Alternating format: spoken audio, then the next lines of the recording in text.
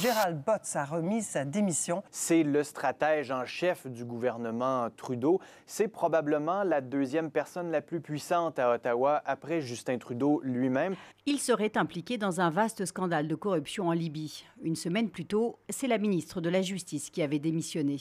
Elle semble avoir des choses à dire, mais n'est pas encore prête à aller plus loin.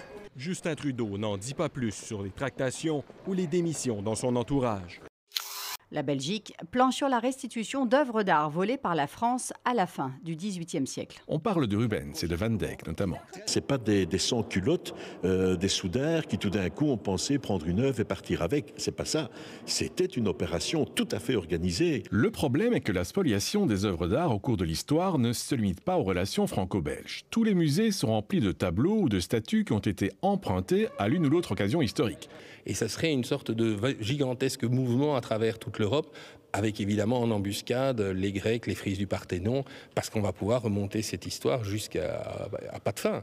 Premier lieutenant et première femme pilote de chasse dans l'armée suisse, Fanny Chollet rêvait d'un cockpit de FA-18. 9 ans plus tard, la Vaudoise est opérationnelle. Beaucoup d'émotions, de fierté, de satisfaction d'en être arrivée là. Un fort intérêt médiatique, c'est que les femmes à l'armée, cela reste une rare exception. Leur nombre progresse, certes, depuis 2005, mais elles ne représentent que 0,74% de l'effectif total de l'armée. En France ou en Allemagne, par exemple, les femmes pilotent des chasseurs depuis une vingtaine d'années. On récupère la terre des chantiers du BTP et on la remet en œuvre à d'autres endroits. Direction le bout de piste de l'aéroport de Roissy, où une immense œuvre d'art est en train de voir le jour.